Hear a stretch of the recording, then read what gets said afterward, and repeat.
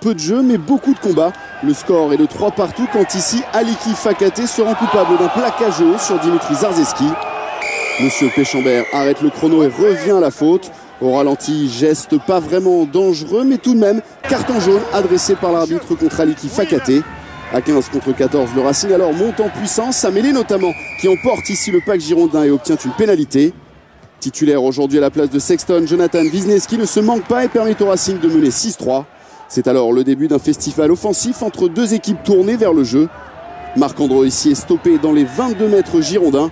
Camille Girondeau est au soutien, mais l'arbitre siffle pénalité pour un hors-jeu au départ de l'action. Suivez bien le numéro 9, Maxime Magenot, qui joue rapidement cette pénalité. Il est repris à quelques centimètres de la ligne, mais Marc-André a bien suivi pour le premier essai du match. Superbe passe après contact de Maxime Magenot, opportuniste qui sert parfaitement Marc-André, toujours bien placé. Un essai qui sera visionné et validé par l'arbitre lui-même sur les écrans du stade Yves du Manoir. 13-3 après transformation, tout va bien pour le Racing, mais pas pour Wisniewski, légèrement blessé et qui laisse après 28 minutes sa place à Jonathan Sexton. Sur un de ses premiers ballons, l'ouvreur irlandais alerte immédiatement Fabrice Estebanez. Petit jeu au pied pour Marc-André qui s'offre alors un doublé sans opposition et sans vis-à-vis face à lui. 18-3 au tableau d'affichage et 2 essais à 0. Le Racing profite à plein de sa supériorité numérique et semble intouchable.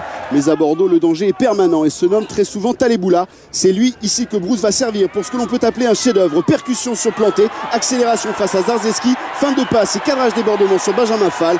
Taleboula termine sa course folle entre les poteaux.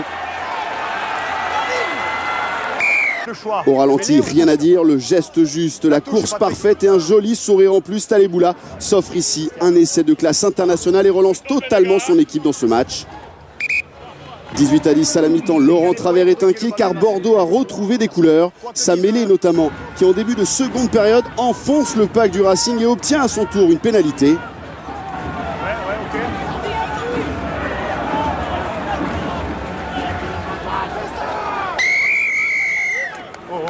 Pierre Bernard, l'actuel meilleur réalisateur du top 14, auteur ce soir d'un 100%, réussit 2 pénalités en 15 minutes et Bordeaux alors revient à 2 longueurs seulement du Racing. Ce match tient véritablement toutes ses promesses et semble devoir basculer sur un exploit personnel, celui peut-être de Jonathan Sexton qui lance ici l'attaque. La paire transmet à Planté qui remet intérieur pour son ouvreur. Jonathan Sexton accélère, petit coup d'œil sur Ayana qui ne pourra jamais revenir. L'Irlandais file marquer le 3e essai de son équipe.